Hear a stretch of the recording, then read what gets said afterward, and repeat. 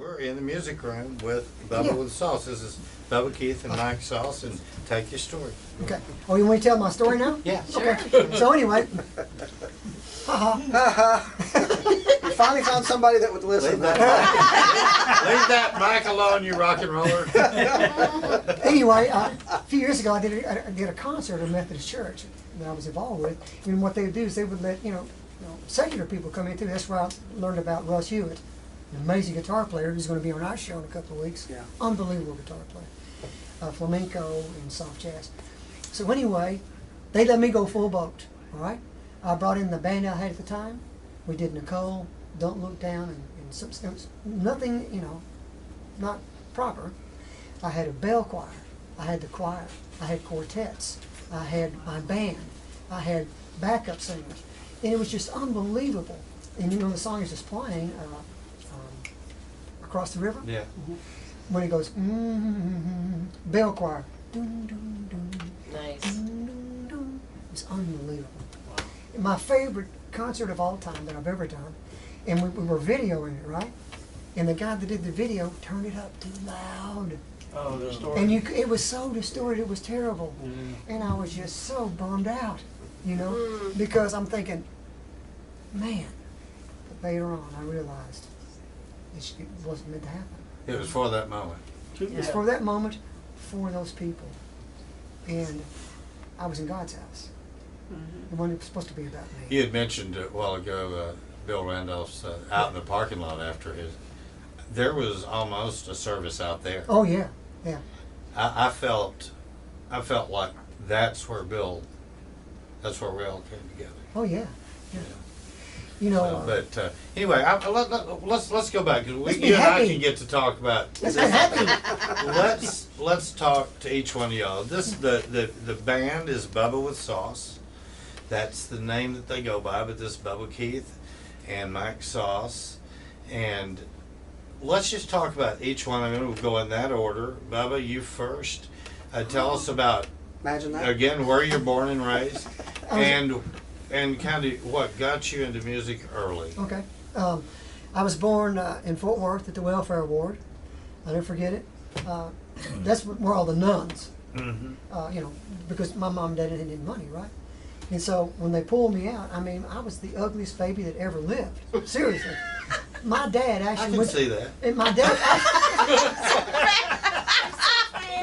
my dad actually went to the nurses and said, "Are you sure that's my child?" Because I looked like a watered up piece of chewing gum. But anyway, we kind of settled in Denton when I was about maybe 5 or 6. And that's where I spent my childhood, most of my childhood. Denton Bronco, we talked Oh, about Denton that. Broncos. Oh, Yeah. yes. But, and then we kind of branched out, had a place in Arlington called the Candlelight Inn. And to be honest with you, let me tell you what really got me into music. I saw the Beatles on television, right? This is what Yeah. got us all. And I'm thinking, wait a minute, here's these skinny, pimply guys. And look at all those girls going crazy. I can do that. I'm little, I'm skinny, I'm pimply. I'm going to learn how to do that. Okay? Yeah. But Yeah. here's what I learned though. Luckily, at a very young age, when I was 14, is when I actually started. The ticket out of town is doing your own songs. Because that's what the Beatles were doing. And After Rubber Soul. Yeah. Yeah. By Rubber Soul time. yeah, by Rubber Soul. Well, they were still pretty good in the early days, but Yeah. it's hard to explain where songs come from. It's sometimes it comes from a guitar riff, sometimes it comes from just a thought you have to have in your mind or whatever. But what got you started from the Denton Bronco? What put you a guitar in your hand? What put a mic in your hand to sing? And what made you think you could do this?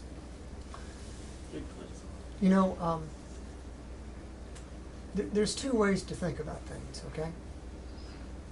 I knew I could do it on a very simple, rudimentary level to begin with, okay? Now, I learned a great work ethic from my dad, all right? And here's a good thing to remember. Most people don't fail, they quit, okay? I agree. And if you're an artist, the difference between an artist and a dreamer is an artist will do the work until the work is complete. Okay? And I don't know where the songs came from, but I knew that's what I needed to do. Yeah. That's what I wanted to do, and I knew at 14, that's what I'm going to do. Period. I didn't play. Well, I played football for 1 year. This is a funny story. No. Me playing football. It's almost identical. It's almost identical to me at 14, and then no, and then I got a letter sweater and realized I'm going to be killed if I keep doing this. So, have you ever seen the old cartoons where a guy's standing there and all of a sudden somebody runs over and he's about halfway into the dirt? That's what happened to me. I said, I'm done. But anyway, I think you've just got to keep working. You know? Did you have a musical background? No. I had one guitar lesson. Wow, so it's just And as you natural can for see, you. it didn't take. It didn't take too much. You wait till it's your turn, buddy. You'll see. You know, it's just something, like I said, if you want to do it, you'll do it. You know, once you determine that's what I'm going to do, that's why I kind of think I had kind of a head start, because I did not have a musical background. you weren't intimidated by trying. Oh, hell no. No. So this guy moved to Arlington or moved to Fort Worth area, and then you started playing live. Did you play in Denton much Oh, yeah, yeah. before, or am I leaving something out? No, our band was called the G's, Okay. and we were very popular. We did a lot of our own material, obviously. I'll never forget this. My very first time to play in front of the whole school was at one of the talent shows, right? Mm-hmm. And it was supposed to be about American geology or whatever. So I did House of the Rising Sun and Kansas City, right? I'll never forget it. My mom and a lot of my family's in the front row, and when we did House of the Rising Sun, by God, I nailed it. Okay? I could see people going. And I was going, I can do this. Yeah. When you see that reaction. When you see that reaction. But that's when I knew I really could do it. It's just like anything else. If you work at anything, think of it this way, okay? You got a job. You work 40 hours a week, 8 hours a day, 5 days a week. If you have absolutely no talent musically, you'll figure it out eventually, right? Because you know that's my job. That's how I'm going to eat. Mm-hmm. If I don't do this, I'm not going to eat. It becomes very simple. Yeah, it's not different than any other job. It's funny to me. People seem to think that music is some kind of magical mystery tour that is spiritually blah, blah, blah. No, it ain't. It's work. Yeah, it's a lot of work. It's a lot of work. Now, you're either willing to do it or you're not. That's really what it boils down to. I think that also you're driven, in other words, you have to, Oh, yeah. you know. Yeah. And so let's go over to Mike. Where were you born and raised? And Well, I was what actually, got you into this? My father was a World War II bomber pilot. So I spent the first 15 years of my life at Air Force bases all over the world. I was born in Wiesbaden, Germany. Mainly because we were stationed in Chaumont, France, but my mother didn't want to have me in a field hospital, which was a tent. Oh. Okay, so my dad flew us to Wiesbaden, and that's where I was born. I have a German birth certificate, which I can't even read. I couldn't tell you what it says. Means you're legal. Made me legal, and but it's I had to be naturalized when I was 15 because I could have been drafted into the German army. Oh, Because you have a dual citizenship back then. They've changed the, I believe it's, can't remember what the, in 1973, I think they changed it. Of course, I was born in I could 1953. see you kind of like Sergeant Schultz. Or Yeah, something. Sergeant Schultz. Jawohl! I kind of seem like Hitler. No. But you know, I being raised in a military family was wonderful because I got to see a lot of places. I lived in Japan for 3 years. We, when I was a little bitty, we lived in Europe, from England, France, Germany, Belgium, and of course I was little and I didn't get that much out of it. But the traveling around and having to make new friends every year and a half, 2 years, is something that most people are not used to. Mm-hmm. It's difficult. But it does kind of, it trains you how to act, you know. Keeps you lots alert. of different people, sure. And but I you know, I never really thought that playing the guitar was gonna.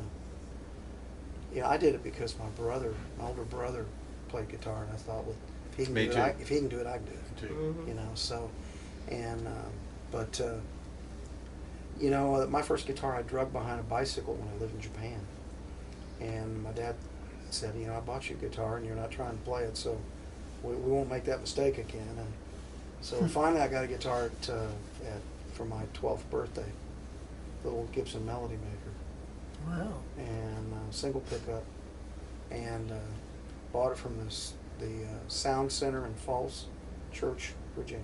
And then he said, if you learn to play that, I'll buy you a really good guitar. So, and I learned to play pretty good the first year, and he bought me a 335, and I got to order a custom built 335, and that was my 13th birthday. Wow. Somebody loves you if they do that. Mm-hmm. Well, my dad was a great person. I mean, being a war veteran and being able to live through what he'd lived through, and his stature and his courage and his whole being was just immense to me growing up. And but he taught me a lot of things about trying. If you're going to try something, put everything into it to try it. And when I got to be 12, I decided I want to really do this, so I did. And unlike Bubba, I did play a lot of football, and because I was a big kid until I got to high school, and then everybody grew and I didn't. But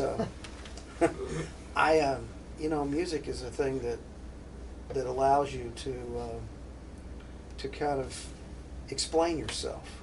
To people see a lot of times who you really are and how you think. And I think that's for me, writing music is great fun. It used to be not great fun because we got our record deal because we won a contest. When you say we, it was the band. We were the original Rush band. We were Rush in 1971, and we were Rush before Rush was Rush. And then when we found out there was Rush, well, we were actually playing at a place called I think it was called the Candy Stick.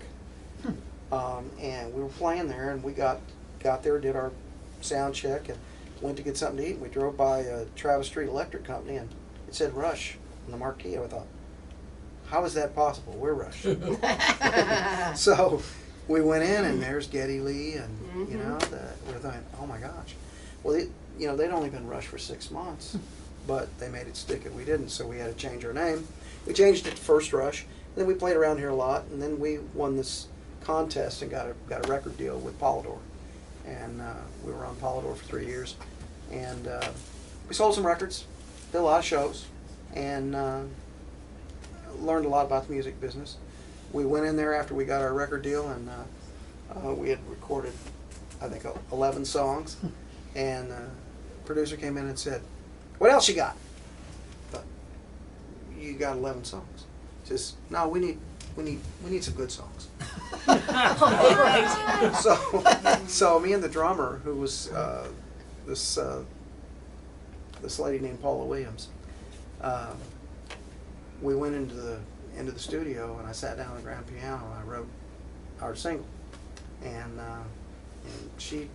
since she was not the lead singer of the band, I was really the lead singer, but she was a very musical person. She had a degree from West Texas State in music, and so anyway, wrote this song, and they said that's what we want. So, and it went up the charts, and we kind of got caught in a political issue, but the music business is a very political thing. Mm-hmm. But we had a great time playing those gigs, and and really learning about what the music business was really like, and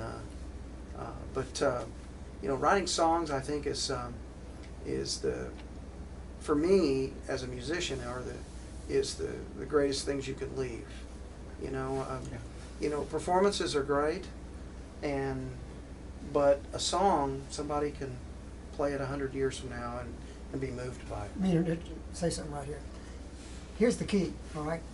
When you say, what's your favorite song? You know, you don't say your wife, your girlfriend, honey, there's our favorite riff. No. They say, there's our favorite song.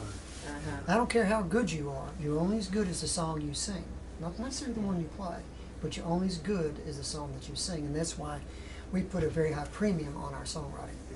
Well, That- I want to go over real quick too, because what we did is we've gone to where he has gotten his record deal. Let's go to where you got your record deal and catch y'all up at that point. Okay, sure.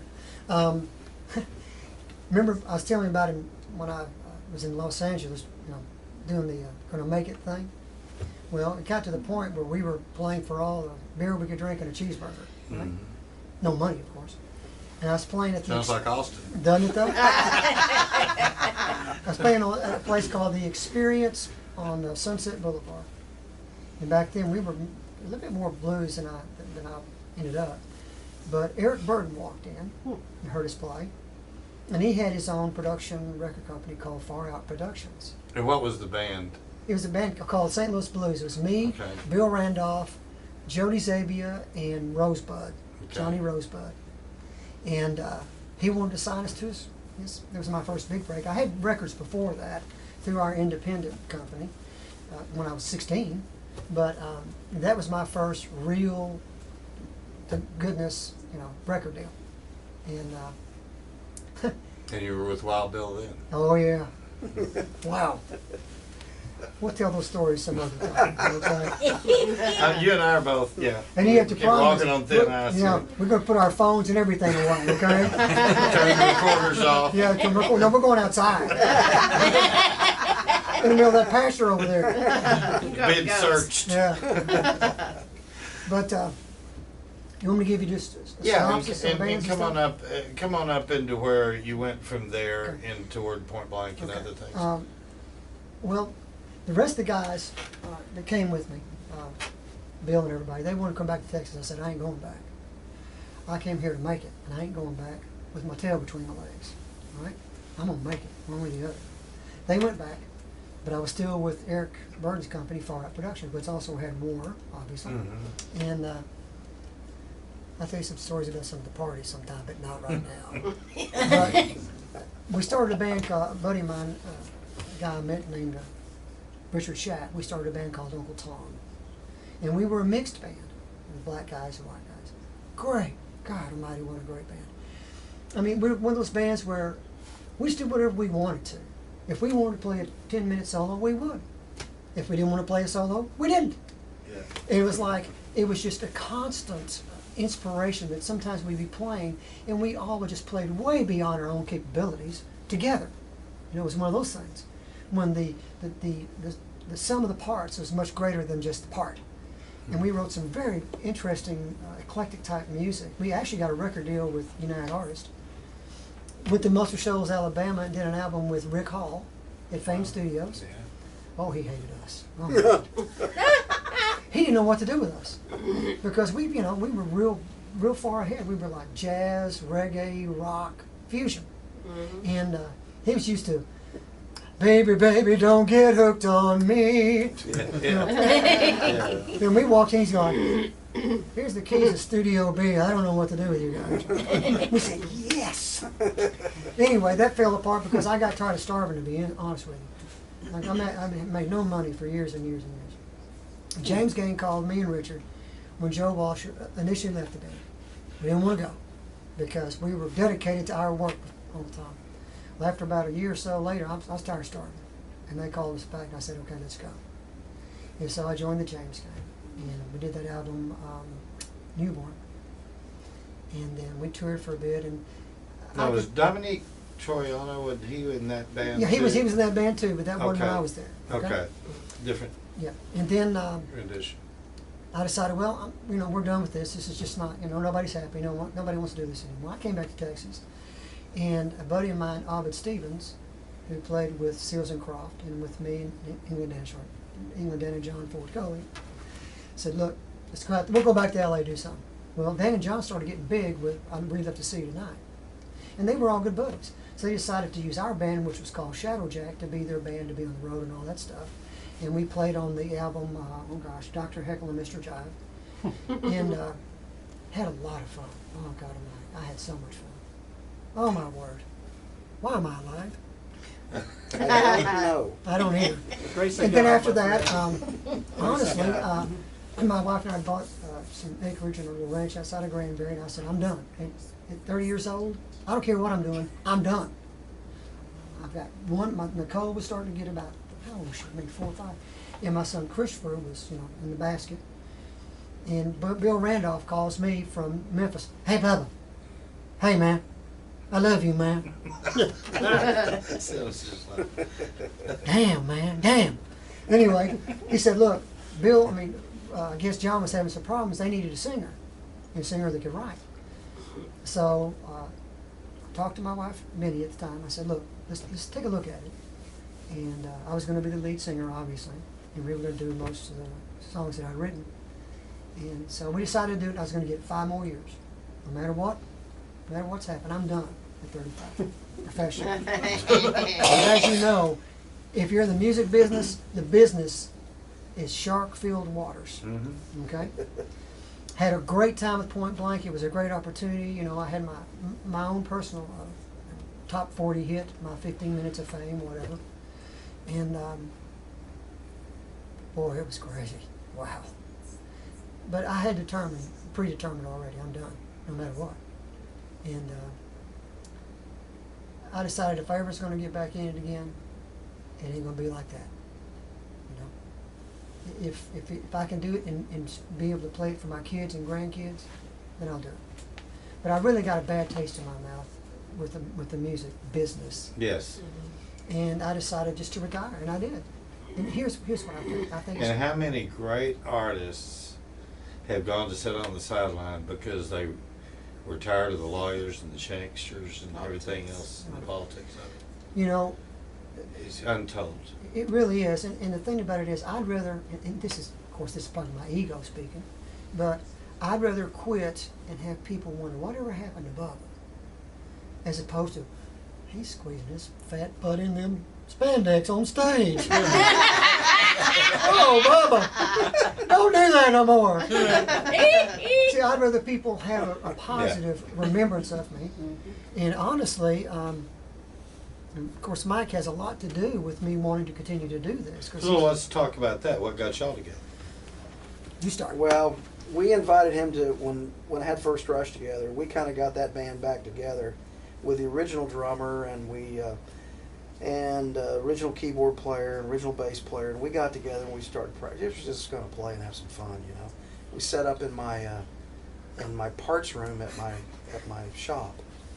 And this guy's into race cars. Yeah, he's a too. race car driver, people. Yeah. Okay. And it's funny because when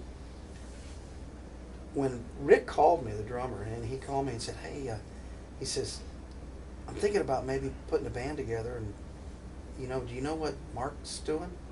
And I said, "No, but let's call him." He says, "I already did." He said, "He wants to do it." I said, "Oh, really? That's great." I said, "Well, let's get together and practice and see if we can still do it." And we got together, and it was great. We had fun. We just played a bunch of copy material we all liked, and we were a very progressive band, so it wasn't unusual for us to be playing a 9/8 time, and stuff like that is not what typically most of your rock and roll bands play in clubs, Right. But There's not many yeses around. well, we so. did a lot of Yes, a lot of Kansas, a lot of Styx, a lot of Yeah. Foreigner, Journey, all that stuff, really high energy stuff, because that's what I, kind of learned to sing, and but we ended up getting back together, and we played a few gigs, and it was really funny because we'd go to these places, and we went to play at a barbecue place, and we always really got into Chicago. So we did a Chicago medley with no horns, and our keyboard player played all the horn parts, and we did this medley, and I told Rick, and we walked in there and we were setting up, and it was one of these things where you go in, there's no stage, and you sit over the corner, and you ask the guy, so where's the power? And he hands you a green Christmas tree cord. This is the power. Well, we're going, but wait a minute, we need more than one circuit, This is what I got. So we set up and we played, and we got to. It was really funny because there was probably 100 people in this barbecue place, and they're all eating, you know. And I'm thinking, boy, we're not going to be really. They're not going to be happy with us in a minute. There's a rock and roll band, a 5-piece rock and roll band.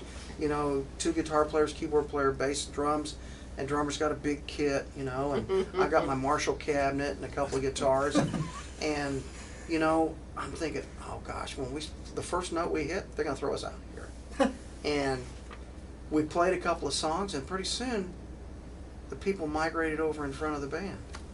And then we did the Chicago medley, and they just went crazy. And we thought, So did anybody this say, is fun. What do you want to eat tonight? I want the Chicago medley. But, you know, I'm so sorry. it was always, for me, it was always for fun. I mean, I never really thought I was going to make a real living at music. I knew that it would be a certain time frame when, you know, that I would have just a window, and so I had a lot of fun. But to answer your question, you know, we were doing this thing with First Rush, and we got this little show together. We did it kind of like the Daryl Hall's place. Daryl Hall's, you know, Daryl's place, and so we did a show like that. And we had cameras and recorded it all, and I built a studio on my parts room. The parts went away in the studio. Really neat studio, loved it, and so we were going to call local people to come play us. We would play some of their songs, and then they would play some of our songs, you know. Mhm. So I called Bubba Keith up, and I said, hey man, you ought to come over and play with us. And he said, well, you know, I'm not really wanting to do that anymore. And I said, well, just come do it. You do a couple of songs. And of course, as you can tell, when he's in the room, the ham is sizzling. Yeah. I mean, he's vibrating. Just can't help yourself. He's vibrating to be the center of attention, you know, because that's him. That's Well, what he that's what lead singers do. Absolutely, That's what absolutely. they do. So, anyway, after that, I guess you came over and learned a couple of songs, and we played it at Rusty's Memorial, and you know, and I thought, you know, Rusty sat right where you're sitting. That's right. Not I too long love ago. And Bugs Henderson, something just struck me in what you said, because Bugs sat right in that spot.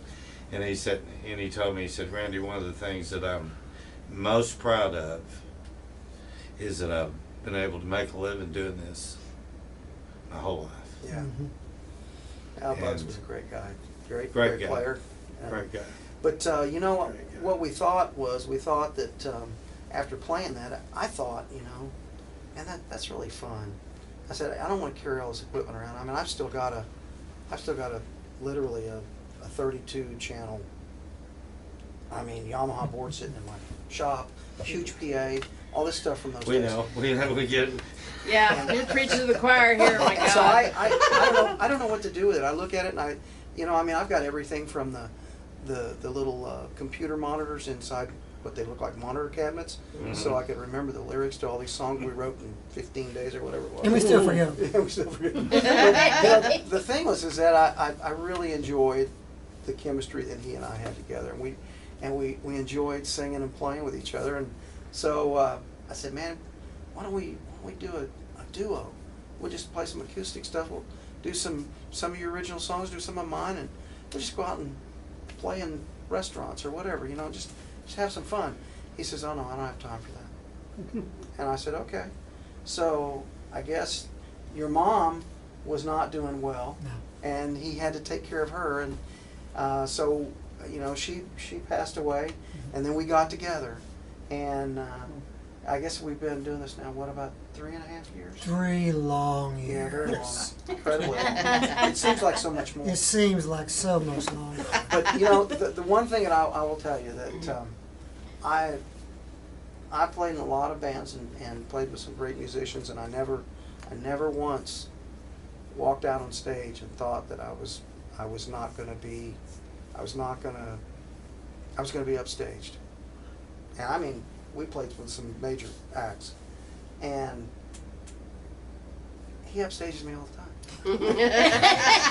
But you know, the thing is that what I really appreciate about it. Not when you start playing that guitar. That's right. That's They start singing. Yeah, yeah. You hold your own. What I really appreciate is the fact that you know, he's a great songwriter, and we write songs really well together. I mean, you know, we use our strength. I mean, my strengths are the instrument and melodies and stuff, and he's really great, you know, putting lyrics and themes together and stuff. And that's how we wrote most of the songs that you heard tonight. I got probably half of them. Half of them are songs that he had written before and or during, and then the other half are songs that we wrote together. But you know, the thing is that we really enjoy doing this. I mean, it's just great fun. And It shows. it's not the money involved. It's not. Obviously. Yeah. it's really nothing like You that. made so much tonight. Yeah. Remember that quarter I gave you out of my pocket? I wasn't kidding. But you know, the thing is that music is such to me, it's a personal piece of you. It's a chunk of you. And when you get up here and you play and you sing, you're giving that away, everything you can, you know. And It's communication, boy, the highest Right. order. absolutely. And you know, we haven't played in, Months. oh no, it's longer than that, almost a year. A now. year, really? We played, the last time we played an actual in front of people was it last 2019 January? I think. Are you No, serious? 2020 January. You were that January tight, 2020. Yeah. and you. And Wow. we got together and played some of these songs we haven't played in a very long time. Oh, Because very we were long working on some new songs, and we hadn't played them in a very long time. And Yeah, we practiced really long and hard for this, right? By the way, Twice. on the live show, we can't use the music stands. That'll block the audience. That's fine. that's So all we'll right. have to go to some. Oh, we'll figure out pads. something. That's not. Yeah, I've we'll, got we'll, some we'll try to pads. remember our own songs by then. You know the difference. You know the difference between a Texas songwriter and a Nashville songwriter. But you know what? You got to think about orchestras use music stands. Yeah, yeah. Orchestras do. Legitimate musicians, what I there's call legitimate. Nothing Yeah. wrong with using Yeah. music stands. And it's just We like just don't wanna block it's the kind audience. of Well, like what we the can do net, is you know. we'll get it It's worked out. okay. We'll get Well, it worked out logistically. I'm not worried I'm about joking that. with you, anyway. Sorta. You know, he was saying something about the music. You know, at this point in our lives, you know, it's not about we have no delusion about being rock stars. Okay, we You've have already no- been there. Well, I mean, They already are. but that's Okay. what I'm saying is that's not really the objective of what we're doing. We're trying to make music that will last and make people think, and something that our children and our grandchildren and our grandchildren appreciate. You know, something that, see, to me, the sign of a great song is it sounds good now, and it'll sound good forever. Classic example, Yesterday. Okay? Well, Bachelbel's Canon in D major. Okay. In other words, you know, that's really, and we're having fun too. You know, the fun factor is certainly there because there's nothing that can take the place of the synergy between a band or an artist and the audience. That's right. There's something Right. there that's just that electricity that That's cannot what be I- replaced. That's one of the things I like about this room is I think that the audience gives the artist as much as the other way around in this room because you see every face. Sure. You see, Yeah. you're looking everybody in the eye, and it's real personal. That's kind of like singing in church, okay? In a small church, Yeah. See, not a mega church. Well, think about some of the shows that we've done over the years, and you go out there and there's 40,000. We played a show at the Indiana State Fair. It's 85,000 people there, Yeah. and our record was doing really well in Indianapolis. And we walked out there and I couldn't believe it was just a sea of people, and it was absolutely no fun. Wow. It was work, and What And the you hell couldn't is look- wrong and with you? couldn't- And you couldn't look anybody in the eye. well, you That's- can't, what you you just can't, said. you can't touch anybody. You can't reach them when you know you're You're 30 singing in feet row away from the 75. closest Yeah. person. And it's just a sea of people. There's no definition to what's going on, I don't think. And that's why, we used to play a little club over in Fort Worth called the Hungry Eye. And it was a little tiny place. And we'd get all our stuff in there, and we had these big PA and all this stuff, and we'd get in there and play. And people would be sitting on a table right next to your microphone. I mean, if they move their drink wrong, they're going to push the microphone down. We've been there. Yeah. But you know what? When you played something they really liked, you saw that interaction. You felt it. Yeah. You Right. feel it. It's just, Yeah. It's palatable. and that is just not. That's very rare, and it's very important, especially to musicians, and I know it's important to us. Well, the thing about it is, this is why a lot of the musicians that we're seeing and bands that we're seeing coming back, they don't need the money. It's kind of like It's again that footprint. that's. that footprint. It's like the moment of truth, when the lights go down, and the cigarette lighters used to come up, and the man goes, "Yeah." There's nothing else like it. Mhm. Nothing can take the place of that. Or when the audience is singing your songs Exactly. back to Exactly. you. That to Yeah. me is the strongest piece of all of that is that when you've got a song that somebody wants to sing along with. Yeah. Yeah. And they can't contain themselves. They've got to sing along with Right. it. And you want That's- them to sing. Right. Oh, absolutely. Yeah. That's the most Whether amazing. they're on key or not, huh? Hey, I wasn't matter. Doesn't I matter. wasn't. They were singing with me. Can I tell you my favorite 15 minutes of fame story? Sure. Okay. That's why we're here. He hates when I do this. I can't remember what year it was, but Nicole had just gone #1 in Dallas, and we were coming back off of a tour to play in Memorial Auditorium with April Wine. Yes. And it was happened to be my mother's birthday, right? But Kim Davis had beat me up a couple of nights before, so I had a big gash on my face and everything. But that's another story I'll tell you some other time. It was a great fight. He hit me and I fell down and bled. But anyway, it was the very first time. I remember my mom and dad were sitting on the stage with my sister and I think my ex-wife. And so before we started Nicole, I said, "Hey Mom, I'm sorry I didn't have a chance to go get you anything for your birthday." Because I didn't tell her because I got the shit beat. Sorry, I got the heck beat out of me. And so I said, It's okay. So I want to dedicate this song to you, right? So as soon as we started the song, the whole place, and I kind of turned around and looked at my mom like, "Yeah. Beat that, sis." It was the very first time that the whole place, when we came to "Oh, Nicole, my sweet Nicole," everybody stood up and started singing, and that was my favorite, Oh, yeah. professional 15 minutes of fame. And your mom was there. Oh yeah, That's for a even the birthday. best part of it. Are And you she was kidding me? so proud of you, I'm sure. Yeah. Lord, I hope so. Oh, Yeah. yes. You know Has she to was. be. Has to be. You know she was. Oh, yeah. Guys, I really appreciate you coming down tonight. So when are we playing? We're again? going to do the 27th of March. 27th of March. What time? We're going to have y'all come in that afternoon about 6. 6? Set up, and then we'll start the show about 7:30. Mhm. Normally, during non-COVID times, we do food and a bunch of it. We can't do food. Okay. So we'll just have the audience come at 7, Okay. and we'll start at 7:30. Mhm. We'll seat them, and I'll put about 32, 33 in here, something like that. I would just like to say one more thing before we end this up. You bet. Okay. I have no delusion about my talent level. Okay. I just happen to be the luckiest man you'll ever meet in your lifetime. And that's- you're very talented. Oh, listen. Don't even argue Listen. with me on that one. I know. I look at a guy in the mirror every morning that would disagree with that. Well, here's the thing. I've been in a position where I've seen some of the greatest, and I've played with some of the greatest players in the world, including him.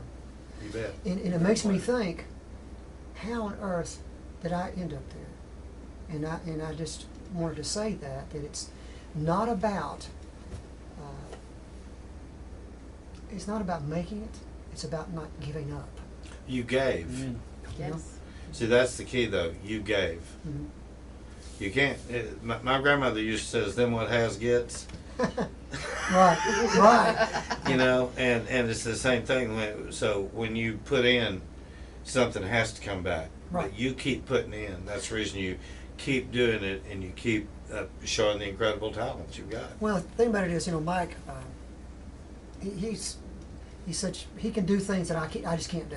And vice versa. And Y'all, though, that's why you compliment each other. well, it's just He is the sauce. That's right. That's right. And I'm the Bubba. And then That's there's right. and I've got a brother named Bubba and a cousin named Bubba. So now They're in the Bubba Club. That's Bubba's, right. we're gonna have the Bubbettes here. Well, thank you very much for having us. This Oh, was thank a you lot very of much. Thank you. It's Thank been a you. lot of fun. We And a look great forward to pleasure. seeing you soon.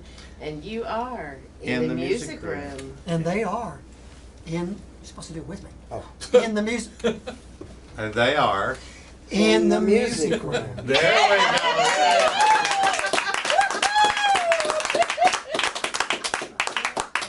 Got it done.